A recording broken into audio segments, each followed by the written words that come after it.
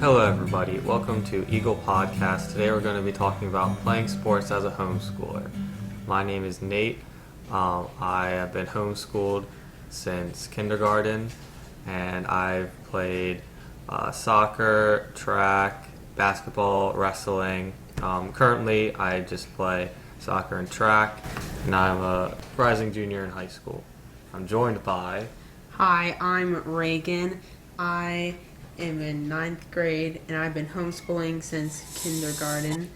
And currently, I'm a freshman who's playing soccer. And I'm joined here by Emma. Yeah, I'm going on my second year in college. I've played soccer since I was 6, and I've done a few other sports. And I've been homeschooled since I was in kindergarten. Yeah, so first off, I think we'll talk about the sports within the school. In some states, homeschoolers are allowed to play sports at public schools. For example, Pennsylvania, where we live, we can play sports at the public schools, but other states, like Maryland, you can't. So we'll talk about other options later in the podcast. But for us, we sign up, we join the team. Other kids, they'll have the practice directly after school, whereas we get dropped off, in our cars, drive up, and then get out. Maybe, Reagan, you can describe the process a little bit more in detail. Hey, So what would happen when, practice would start? you would start practice. It wouldn't be much different. Everyone else would drive there too, unless we're going to a game. Well, no.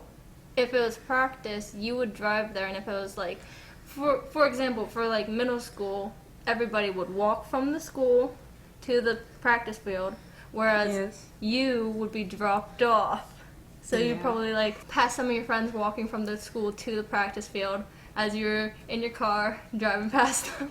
I'll wave to them, and that will be it. And then we'll get to practice, and we'll go do practice.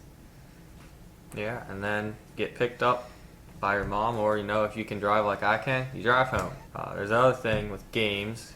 There's home games and away games. Home games, you just show up in uniform and head to the stadium. For soccer, in my case, you show up in uniform, you head to the stadium, just like everyone else, because usually the games are later in the day, so everyone's driving there pretty much. But then for away games, since everyone takes the bus, they're getting out of school early.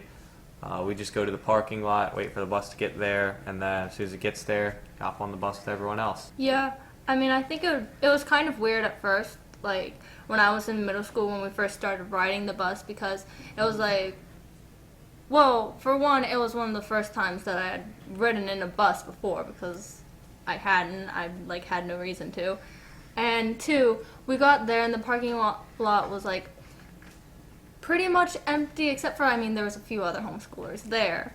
So when I first got there, I had no idea what to do, and I basically just waited until the coach showed up, and then I followed him in the school because the school was locked. So all my teammates were in the school because they got into the locker room to change into their uniforms. And I was already in my uniform, and I was locked out of the school, so I was basically just sitting in the car. So it was a little weird at first, but I remember once you got used to it, once you if you knew people on the team and they realized that you were going to be locked out of the school, then you could just, I don't know, set up a time where people would meet you at the door and let you in so that you didn't have to sit in the parking lot by yourself. Yeah, and like you were saying, everyone else is in the locker room. And I'm not sure if you guys know this because you both played soccer, but when I played basketball, some sports, you meet in the locker room before games. So for soccer, which isn't one of the sports, even before the practices, everyone else goes to the locker room to change into their gym clothes, and then they go to practice. And then before games, if it's an away game, they'll go to the locker room, get into uniform, go to the school bus. Well, for other sports, if you're homeschooled, then you do have to go into the locker room. Say for basketball, where you have your half times in the locker rooms, your pre-games in the locker rooms, your post-games in the locker rooms. That's where you would go. So you got to locate the locker rooms, find your way in there, put your stuff in there, and then kind of get used to it. And then for road games, for say basketball, most other sports, if it's not a locker room sport, I'll say, then you just show up in your uniform.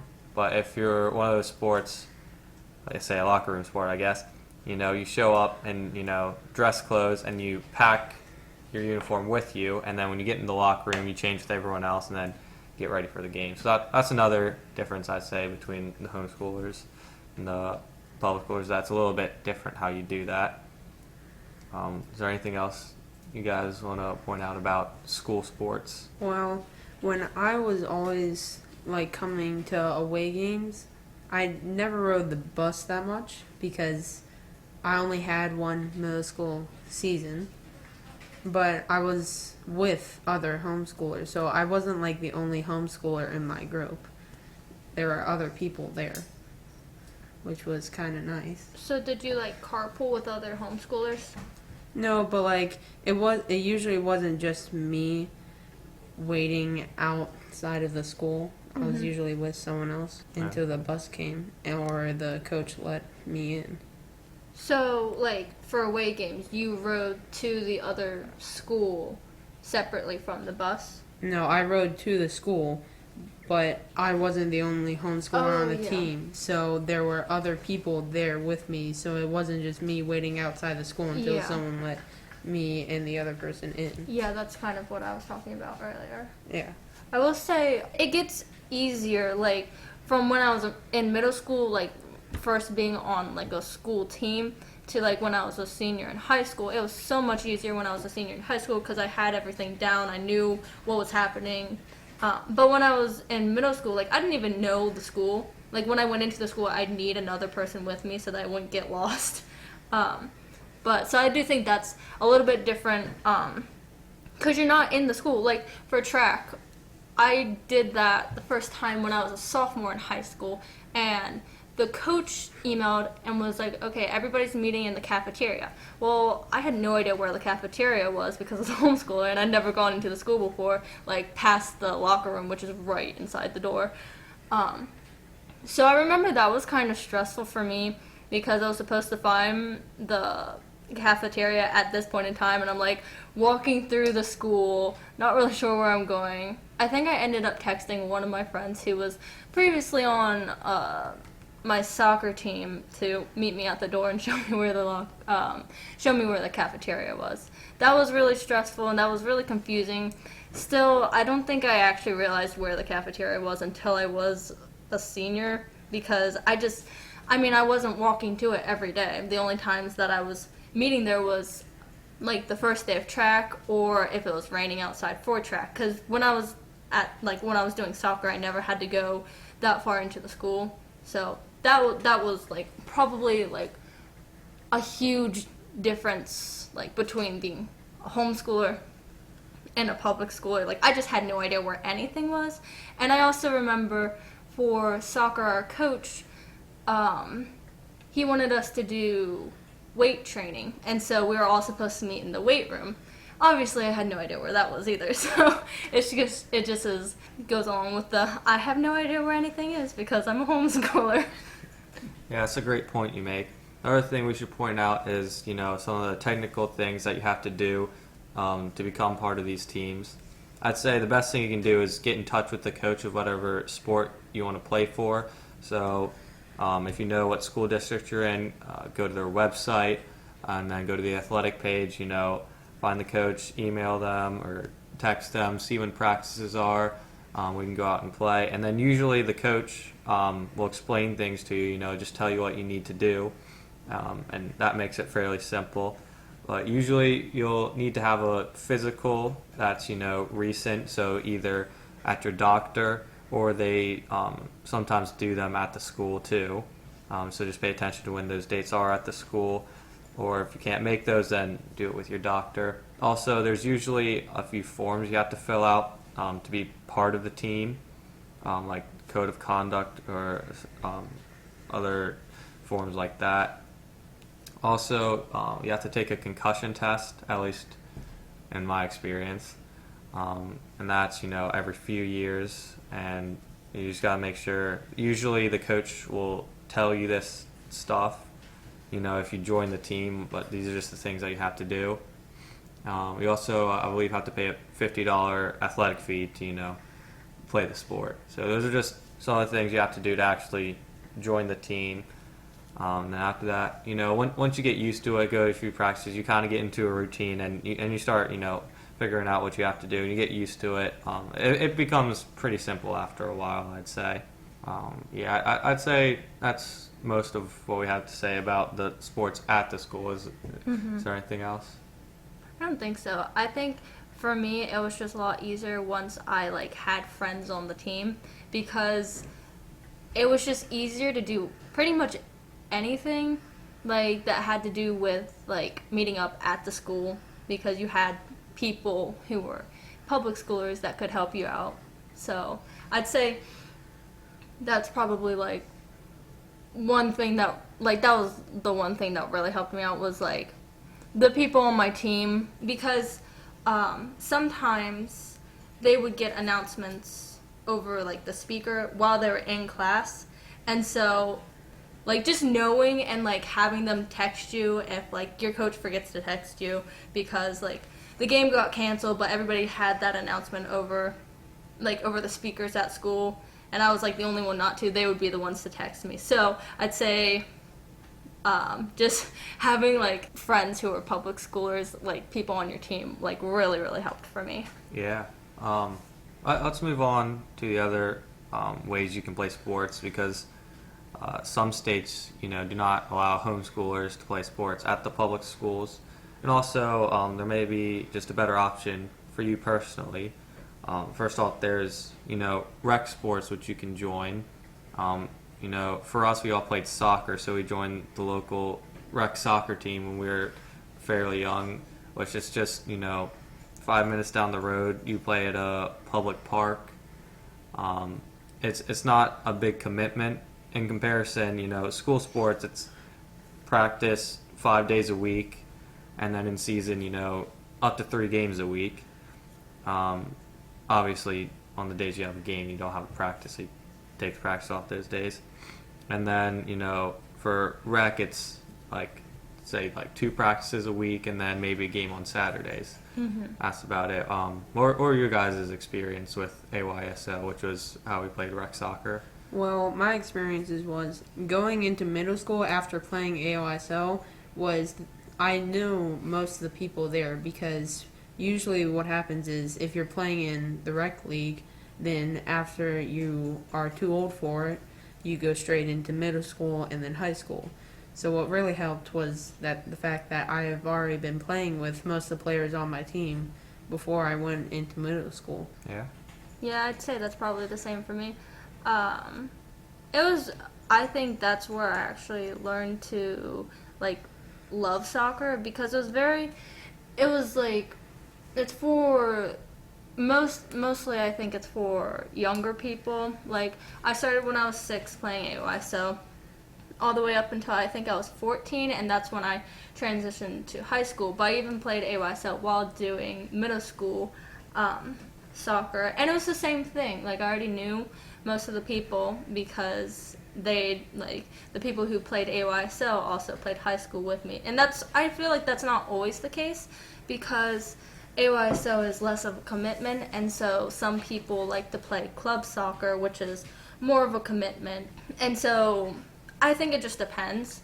For me and for Reagan, most of the people who played AYSO transitioned into playing middle school and high school. I really enjoyed that, and sometimes they would have tournaments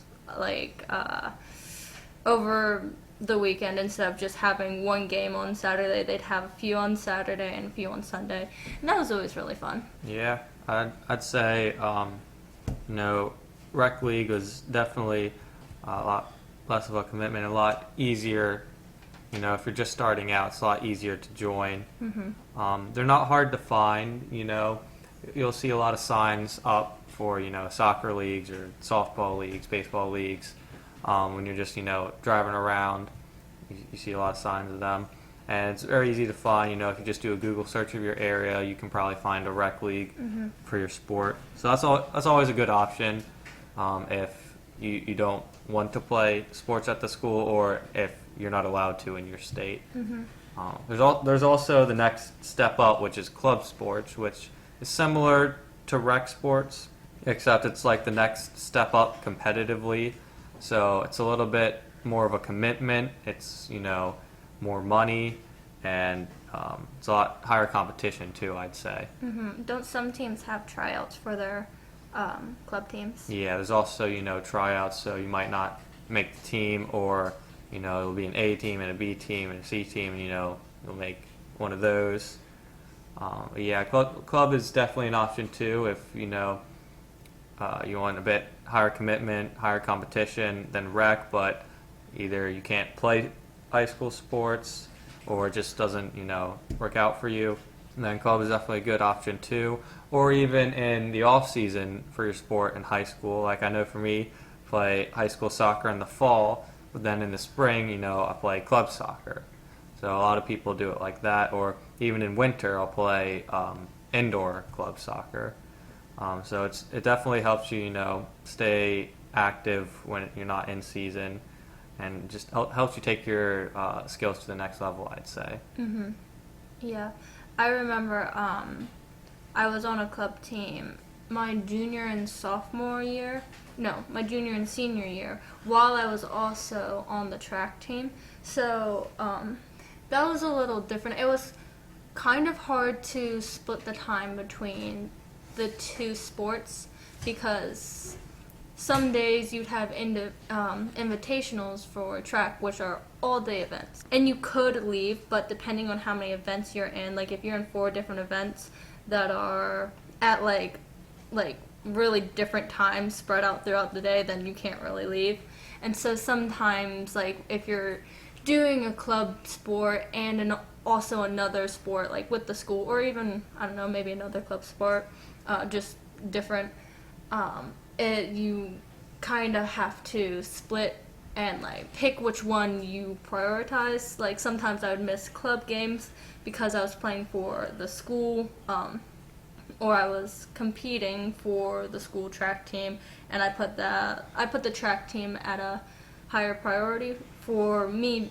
I don't know why. I guess because it was the school team, I guess I put that on a higher priority for me. So sometimes I'd miss club games to go to track meets or track invitationals. Yeah, I'd say club is definitely a good option. It's very similar in how you find it to rec. Just go out in your community and see what they have to offer. Personally, I found my current club team just because we were looking online for a new club team, and my dad found one. He emailed the coach, found out when a tryout was. I showed up to the tryout, and then they put me on the team. And then now I'm on the team. I go to practices. I got my uniform. I'm just fully part of the team now, and it just started with Google searching it online, I guess. It's really that easy. Just find whatever is in your community. Definitely a good option, I'd say. Is there anything you would like to add, Reagan? Not really. I don't think I actually played club. Oh, true. You've always played AYSO or school sports. Yeah. I probably should play club eventually. Well, I don't think I started playing club until I was in high school. I started pretty late. I think a lot of my friends, they played AYSO and club. Yeah. But I think I waited until high school to start actually playing club. Is there anything else in general you guys would like to add? I can't think of anything right now. All right. I think that's it for this podcast. I hope you enjoyed. Make sure to check the links in the description. Hope you have fun.